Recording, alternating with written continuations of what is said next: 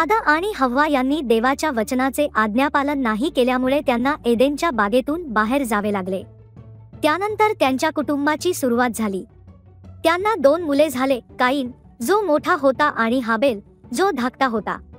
काईन शेतकरी झाला आणि तर हाबेल मेंढपाळ झाला आणि मेंढरांची देखरेख करू लागला। एके दिवशी दोघांनी देवाला भेट देण्यासाठी अर्पणे आणली। काईनने आपल्या पिकातून काही अर्पण केले, तर हाबेलाने आपल्या कळपातील सर्वोत्तम देवाला अर्पण केले। देवाने हाबेलाचे अर्पण स्वीकारले, कारण हाबेलाने आपले सर्वोत्तम आणि शुद्ध हृदयाने दिले, पण देवाने काईनाच्या अर्पणाचा स्वीकार केला नाही। देवाने काईनाला सावध केले आणि विचारले, तू का संतापलास आणि तुझे तोंड का उतरले? तू बरे केलेस तर तुझी मुद्रा प्रसन्न होणार नाही काय? पण तू बरे केले नाहीस तर दाराशी पाप टपूनच आहे, त्याचा रोख तुझ्यावर आहे।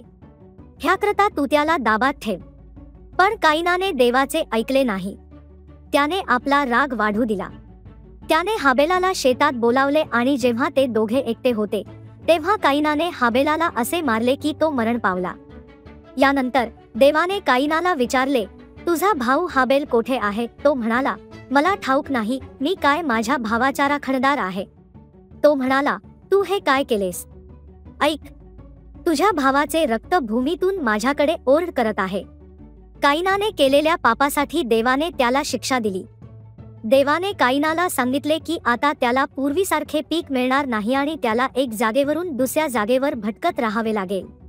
काईनाला भीती वाटू लागली की इतर लोक त्याला मारतील, पण देवाने काईनाला एक विशेष खूण दिली ज्यामुळे कोणीही त्याला मारणार नाही असे ठरले। ही कथा आपल्याला शिकवते की देव आपल्याला एकमेकांवर प्रीती करायला आणि योग्य निर्णय घ्यायला सांगतो, अगदी जेव्हा आपल्याला राग येतो तेव्हा सुद्धा। पण देव जाणतो की आपल्याला नेहमीच हे जमणार नाही, म्हणूनच त्याने आपल्यासाठी येशूला पाठवले। येशूने आपल्याला दाखविले की इतरांवर कशी प्रीती करावी, अगदी देव आपल्यावर प्रीती करतो तसंच। जेव्हा आपण रागावतो किंवा दुःखी होतो, तेव्हा प्रभू येशूद्वारे देवाला प्रार्थना करून त्याच्याकडून सहायता मागू शकतो। देव आपल्याला क्षमा करायला आणि शांतता राखायला शिकवतो। रागाला आपल्या मनावर नियंत्रण मिळवू देऊ नका। जसे देवाने काईनावर कृपा दाखवली तशीच कृपा येशू आपल्यावर करतो।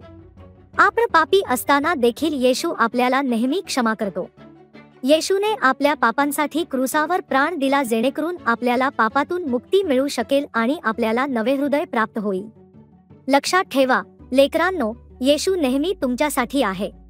जेव्हा तुम्हाला राग येतो किंवा तुम्ही दुःखी असता, तेव्हा येशूद्वारे प्रार्थना करा आणि योग्य निर्णय घेण्यासाठी त्याची मदत मागा। त्याची तुमच्यावर खूप प्रीती आहे आणि तो तुम्हाला नेहमी प्रीतीत, कृपेत आणि विश्वासात वाढायला मदत करतो।